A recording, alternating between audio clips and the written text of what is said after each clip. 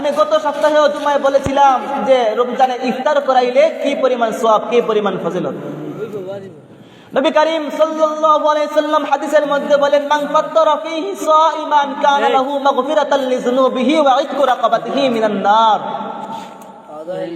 যে ব্যক্তি রমজান মাসে অন্য কোন রোজাদারকে ইফতার করাইবে, কি করাইবে?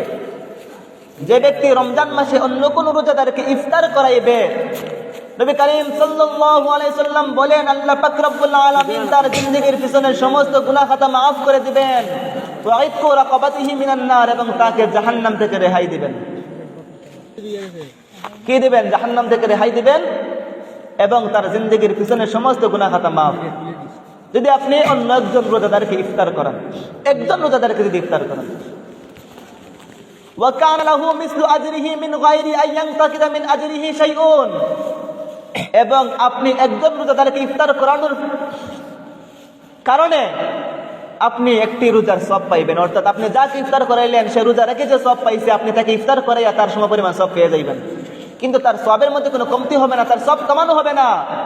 আপনার সওয়াব আপনার জাকাত থাকবে, কিন্তু এক্সট্রা বাড়তি আরো সে যে রোজা রেখেছে, সে রোজা রেখে যে সওয়াব পাইছে ওই সওয়াব আপনিও পাইবেন তাকে ইফতার করানোর কারণে।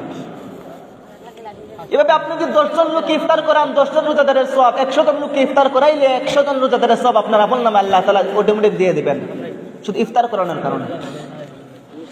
সাহাবায়ে কেরামগণ নবী করিম সাল্লাল্লাহু আলাইহি ওয়াসাল্লামের দরবারে আরজ করলেন, ইয়া রাসূলুল্লাহ, ইয়া হাবিবাল্লাহ, কুল্লু নাজিদু মা নুফাত্তিরু বিহিস সাইম। আমাদের মধ্যে এমন অনেক আছে যারা রোজাদারকে ইফতার করাইবার মতো সামর্থ্য নাই, তারা কিভাবে কি করবে? আমাদের মধ্যে এমন মানুষ আছে কিনা? নাই, আছে। তারা নিজেরা ইফতার করতে পারে না, অন্য মানুষকে কিভাবে ইফতার করাইবে? এমন মানুষ আছে। চিন্তার কারণ না, ইফতার করানো তো তত কঠিন কাজ নয়, একবারে সোজা কাজ ইফতার করানো।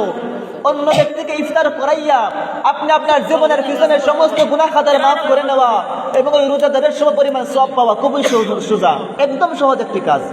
দেখেন নবী কি বলেন, যখন সাহাবায়ে কেরামগণ নবী করিম সাল্লাল্লাহু আলাইহি ওয়াসাল্লামের নিকট আরজ করলেন, ইয়া রাসূলুল্লাহ, ইয়া হাবিবাল্লাহ, কুল্লু নাজিদু মা নুফাত্তিরু বিহিস সাইম। আমাদের মধ্যে অনেক ব্যক্তি এমন আছে যারা রোজাদারকে ইফতার করাইতে পারবে না, সামর্থ্য নাই।